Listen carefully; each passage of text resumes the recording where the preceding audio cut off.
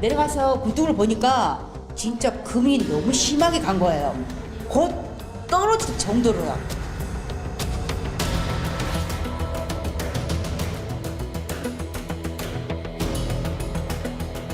다급하게 피나라 그러고 뭐 토사가 늘어오고 있다 그러고 입은 옷 그냥 애가 뭐 양말도 못 신고 그냥 나오고.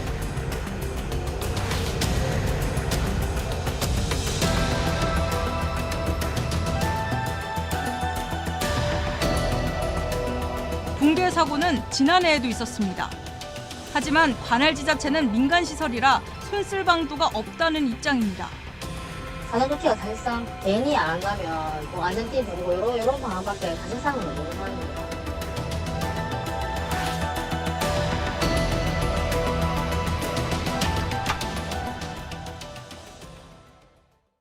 폭우, 태풍 같은 극한 날씨가 갈수록 잦아지고 있습니다. 이럴 때마다 주민 대피는 반복되고 있고 노후주택과 건물은 위태롭게 방치되고 있습니다. 네, 이번에 태풍 간운 때도 붕괴 위험 지역의 주민들은 대피를 했었죠. 네, 총 270여 명이 대피를 권고받아서 대피를 하셨습니다.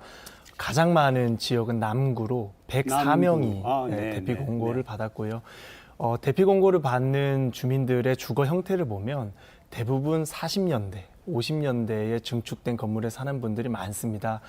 그 시절 아주 싼 값을 찾아서 절벽이나 산비탈의 집을 지었어야 됐기 때문에 그 주택들이 노후된 지금 붕괴나 이런 매몰 사고에 놓여 있는 것입니다.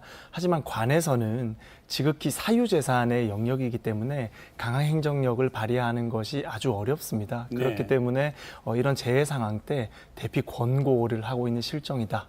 이렇게 저는 생각합니다. 뭐 남구 외에도 여러 지역이 대피가 이루어지지 않았겠습니까? 그죠? 부산 같은 경우는 현재 파악된 곳이 정밀 안전 진단 건물로 분류가 돼서요. 10개소 15개 동에 현재 존재를 하고 있습니다.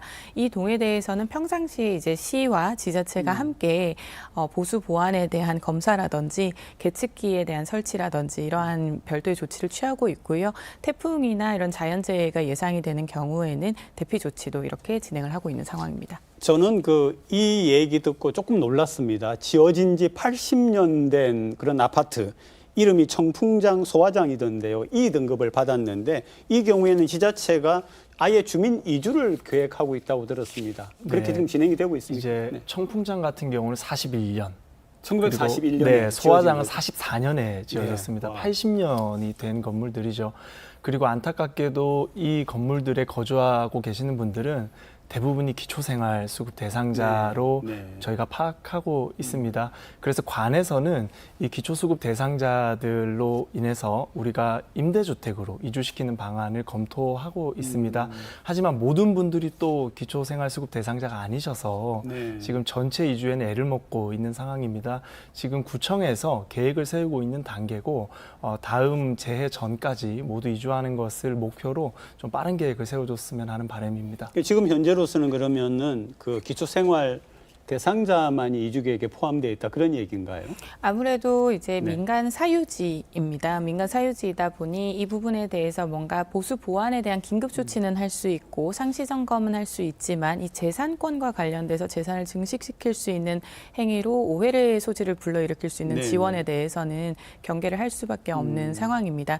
그러다 보니 시 같은 경우는 이제 기초지자체 청풍장이 소속되어 있는 곳 같은 경우는 중구입니다. 그래서 중구청과 같이 해서 이제 주민들에 대한 관리를 하고 있는데 결과적으로는 이사를 갈 수 있는 환경이 되어야 되는 분들이지만 노인 연령층이라든지 1인 가구라든지 거동이 불편한 분들 이런 분들에 대해서는 결국은 취약계층으로서의 이주밖에는 고민할 수가 없는 지점인 것입니다. 우리 이야기 속에서 좀 전에 나왔지만 사실 지자체가 할 수 있는 어떤 역할에는 한계가 분명히 있는 거죠. 네, 이제 조례에 의하면 이 퇴거 명령을 받은 분들께는 3천만 원까지 대출을 해줄 수 있도록 되어 있습니다. 하지만 3천만 원 가지고는 주택을 마련하기에는 턱없이 부족하죠. 노후주택에 산다는 이유만으로 국가에서 무상으로 돈을 주거나 또 집을 그렇죠. 줄 수도 없는 네네. 상황입니다. 그래서 굉장히 어려운 상황에 있다라고 저는 생각합니다. 삼복도리 얘기도 나왔지만 빈집들도 많지 않습니까? 이런 경우에 빈집이 어떻게 붕괴가 된다든지 문제가 생길 수 있는 거 아닐까요? 그래서 사전에 네. 미리미리 예방을 하는 부분이 중요합니다. 지금 중구나 동구, 서구, 북구, 영도구가 특히 이러한 건물들이 많은 상황인데요. 부산시에서는 이제 건축주택국에서 이 빈집이나 그리고 무허가 건축물이나 이런 부분에 대해서 각 구에서 이제 신청을 받아서 철거를 해주거나 혹은 이제 리모델링 등을 통해서 쉼터로 활용을 할 수 있는 그러한 사업도 진행을 하고 있습니다.